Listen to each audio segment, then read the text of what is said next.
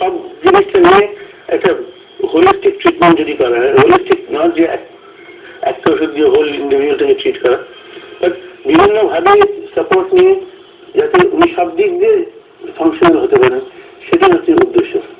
আগে কি ছিল এবং এখন কি হয়েছে, মানে কিভাবে আপনারা ইমপ্রুভমেন্টটা বুঝতে পারছেন? আমরা যখন ট্রিটমেন্ট করি না, আমরা সব মডার্ন ডায়াগনস্টিক প্রসিডিয়ার ইউজ করে ট্রিটমেন্ট করি। মানে একটা এমআরআই করা দরকার হলে এমআরআই করে। মিস্টার রাহাত তো already monitored by Tata Memorial, monitored by Apollo Hospital. তো এটা পিরিয়ডিক্যালি এমআরআই করে, মানে ধরুন 6 মাস অন্তর একটা এমআরআই করা হলো। এই লাস্ট এমআরআইটা উনি করেছেন 8 মাস পরে। দেখা যাচ্ছে যে ওনার শারীরিক সুস্থতা বাড়ার সঙ্গে সঙ্গে টিউমারের সাইজটা আস্তে আস্তে কমে যাচ্ছে। তো এইভাবে একটা সায়েন্টিফিক ওয়েতে আমরা মনিটর করে দেখাতে পারি যে আগে এই টিউমার সাইজ ছিল, এখন টিউমার সাইজ ছোট হয়ে গেছে। তো এইভাবেই আমরা মনিটর করি।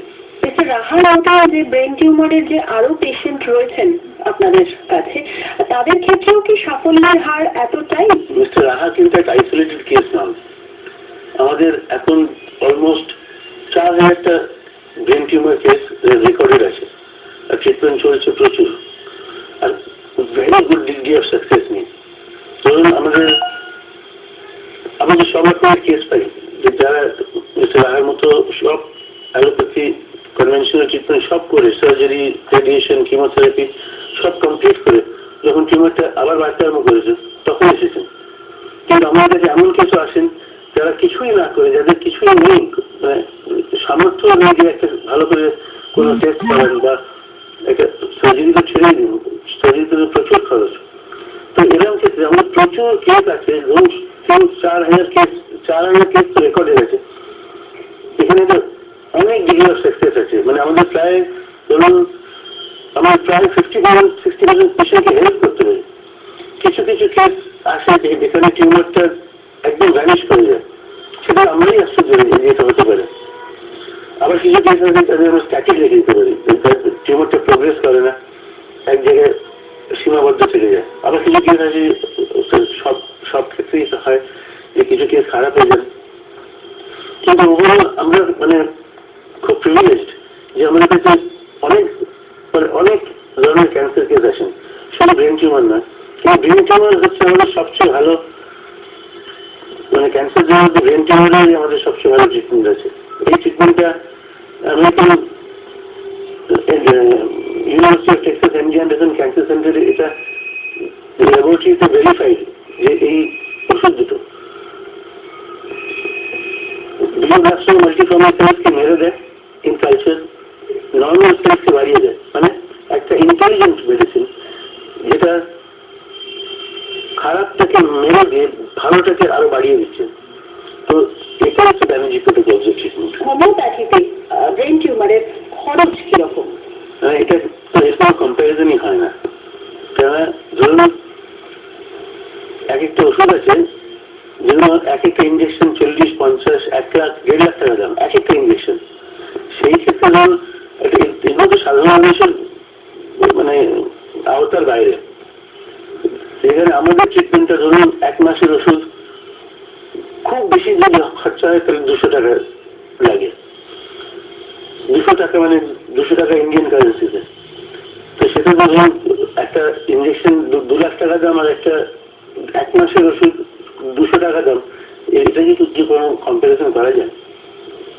এই জন্য আমাদের ট্রিটমেন্ট ধরুন আমাদের দেশ যেখানে অধিকাংশ লোকই হচ্ছে মানে সাফারিং ফ্রম ইকোনমিক স্ট্রেস, মানে টাকা পয়সার অভাব, সেখানে আমাদের ট্রিটমেন্টটা উপযুক্ত। কেননা একটা কম পয়সায় একটা নন টক্সিক ওয়েতে এফিসিয়েন্ট ওয়েতে একটা খুবই সুন্দর চিকিৎসা দেওয়া যায়। এই মুহূর্তে আমার সঙ্গে রয়েছেন শ্রী রবীন রাহা, তাপস রাহার বাবা। ওনার কাছ থেকে জানতে চাইবো যে আপনি আপনার ছেলেকে যেটা প্রথম যখন দেখেছিলেন ব্রেন টিউমার হয়েছিল, তখন জানতে পেরেছিলেন যে ওনার ব্রেন টিউমার হয়েছিল, তখন ওনার যে অবস্থাটা ছিল এবং আজকে এই 2014 সালের মার্চ মাসে যে অবস্থা, কি মনে হয় আপনি আপনার চোখে কিরকম দেখছেন আপনার ছেলের পরিবর্তন?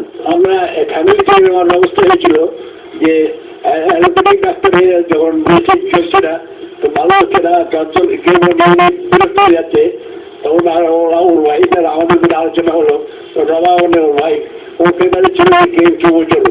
আমি যখন বলেছিলাম যে কেউ আর আমি দেবো না, আমার ছেলে যা হয় আমি হোমিওপ্যাথি করবো, চঞ্চল তখন হোমিওপ্যাথি বিশ্বাস ছিল না, তখন বাবা যারা বলছে তাহলে হোমিওপ্যাথি হোক, তখন এই ডক্টর ব্যানার্জি যোগাযোগ হয়। তো এটা বিরাট রিলিজ হয়ে যায়, আমি ভাবতেই পারিনি সবকেও। আমি আজকে তাপসী আমার জিজ্ঞেস করতে পারে ডাক্তাররা ও হোমিওপ্যাথি বিশ্বাস ছিল কিনা, আমার মানে বিশ্বাস ছিল না, কিন্তু ভাবতেই যাওয়ার উপায় ছিল না। কারণ আমি যখন বলি আমি তুমি বলছি যে এই অ্যালোপ্যাথিক ট্রিটমেন্ট হবে না, আমি তো লাগে না আমি অ্যালোপ্যাথিক ট্রিটমেন্টে আর যাবো না। এখন আমি 99% ভালো দেখছি, 100% বলবো না যে বলা সম্ভব নয়, 99% ভালো দেখছি। যারা খুশি বাড়ি যাচ্ছে, গ্রামে যাচ্ছে, অফিসে যাচ্ছে, প্লেনে করে একা একা প্লেনে করে যাতায়াত করতে, বম্বে দিল্লি ক্যালকাটা আমরা আগে স্পট দিতাম সঙ্গে, এখন আর স্পট দিচ্ছি না। আপনি মা, আপনার চোখে আপনার ছেলে, আপনি 2008 সালেও দেখেছিলেন যখন ব্রেন টিউমার হয়েছিল, সার্জারির সময় দেখেছিলেন, আজও দেখছেন, কি দেখছেন? আমি 8 সালে যা দেখেছিলাম আজকে 14 সালে অনেক বেশি ভালো দেখছি। মানে চিন্তাই করতে পারিনি কয়েক বছরের মধ্যে যে ঠিক এতটা উন্নতি দেখবো, এটা আমি আশাই করতে পারিনি। কিন্তু যাই হোক, ডক্টর ঘোষ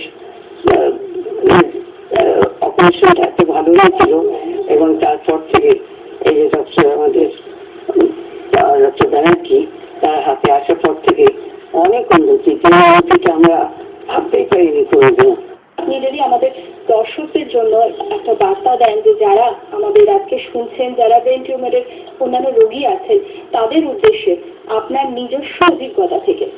আমার হোমিওপ্যাথি ওষুধ খেয়ে সাংঘাতিক লাভ হয়েছে, এবং সেই বার্তাটা আমি সবাইকে যেতে চাই যে আপনারা যদি বিশ্বাস করে ওষুধটা খান হোমিওপ্যাথি, ডাক্তারবাবুর সাথে যোগাযোগ করবেন, উনিই বলতে পারবেন কোন ওষুধ খেতে হবে না হতে হবে, ম্যান টু ম্যান ভ্যারি করে। হ্যাঁ, সুতরাং সেটা উনি বলে দেবেন। একটা কমন ওষুধ আছে রুটা বলে, রুটা 6, হ্যাঁ সেটা সবাই দেবে আমি জানি।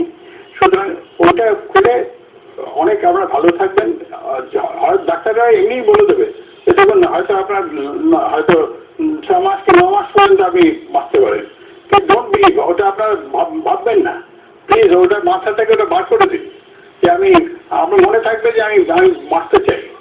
এই বার্তা নিয়ে আপনি যদি বাঁচতে চান, এই ডিটারমিনেশন নিয়ে যদি আপনি ফাইট করেন, আপনি উইল বি মাচ বেটার এবং সুস্থ হয়ে যাবেন, এটুকু আমি বলতে পারি।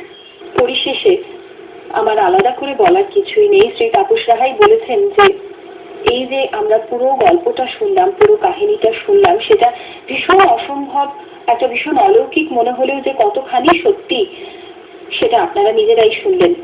ব্রেন টিউমার বা ক্যান্সারের মতন অসুখ যে নামটা শুনলেই যেখানে রোগী প্রায় অর্ধমৃত হয়ে যান, সেখান থেকে সেই একই অবস্থা তার এবং তার পরিবারের মানুষদেরও ছিল, এবং সেই জায়গাটা থেকে হোমিওপ্যাথি চিকিৎসার জোরে আজ এই যে একেবারে স্বাভাবিক, বা হয়তো একেবারে স্বাভাবিক বলা সম্ভব নয়, কিন্তু অন্তত 90% স্বাভাবিক জীবন তো তিনি যাপন করছেন।